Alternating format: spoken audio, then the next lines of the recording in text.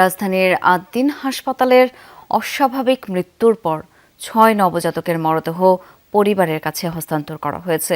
স্বজনদের অভিযোগ, কর্তৃপক্ষের গাফিলতিতে এই মৃত্যু। এ ঘটনায় উচ্চ পর্যায়ের তদন্ত কমিটি গঠন হয়েছে। প্রতিবেদন পাওয়ার পর দোষীদের বিরুদ্ধে কঠোর শাস্তির ঘোষণা দিয়েছেন স্বাস্থ্যমন্ত্রী।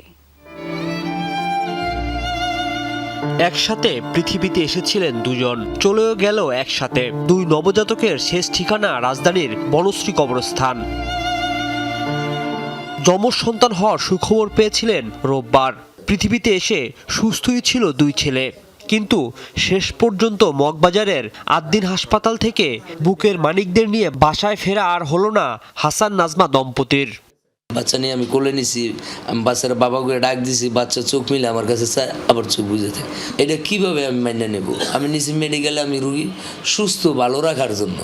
আর আমার রুগীও বললো, আমার ছেলে সন্তানও বললো, আমার পরিবারও বললো। এই জায়গায় আমার দুই ছেলেই নাই। তো ডাকে আপনার বাচ্চার তো হার্টবিট পাওয়া যাচ্ছে না, 10 মিনিট রাখতে পারবো, এর বেশি রাখতে পারবো না। কার ভুলে কেন লণ্ডভণ্ড হয়ে গেল সাজানো স্বপ্ন? এই প্রশ্নই এখন হতভাগ্য পরিবারটির। আপনি এই পর্যন্ত আমার বাচ্চার কি চিকিৎসা করলেন? আপনার আর কি সেবাটা দিলেন? আপনার কাছে গেছি আমি সেবার জন্য, আমি তো আর লাশ নিয়ে আসতে চাইনি আপনার এই জায়গায়। আমি সুস্থ বিচার চাই, এটার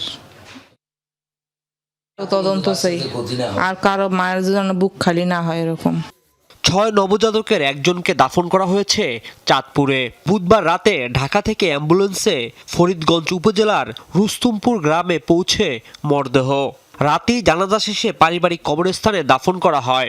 হাসিব এবং মা ফাহিমা দম্পতির ঘর আলো করে এসেছিলেন মেয়ে শিশুটি। শনিবার আদ্দিন হাসপাতালে জন্ম নেওয়া নবজাতকের নাম রাখারও সুযোগ মেলেনি। আমরা সুস্থ একটা বিচার চাই, যেন এরকম অঘটনা না করতে পারে। আর আমরা যতটুকু জানলাম, ওনাদের এসি সিস্টেম বন্ধ ছিল, অক্সিজেন সিস্টেমটা অফ হয়ে গেছে, বিদায় পুরো রুমটাই গ্যাস হয়ে গেছে। আমাদের বাচ্চা তো সুস্থ ছিল, ওদের গাফলতির কারণে আমাদের বাচ্চা আজকে আমাদের মাঝে নেই। হসপিটালের যে অব্যবস্থাপনা এবং যে ত্রুটিগুলো, যেটার কারণে আজকে এত বড় দুর্ঘটনা ঘটেছে, সেটা কোনোভাবেই কাম্য নয়। হাসপাতাল কর্তৃপক্ষের দাবি, চিকিৎসায় কোনো গাফিলতি ছিল না। তারাও চান কারণ বের হয়ে আসুক।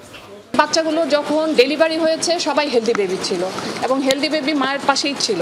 হঠাৎ করে কেন বাচ্চাগুলো অসুস্থ হলো, কেন মারা গেল, এটা তো তদন্ত সাপেক্ষে বের করতে হবে কজ অফ ডেথটা। তদন্তের পর দোষীদের বিরুদ্ধে কঠোর ব্যবস্থার হুঁশিয়ারি দিয়েছেন স্বাস্থ্যমন্ত্রী।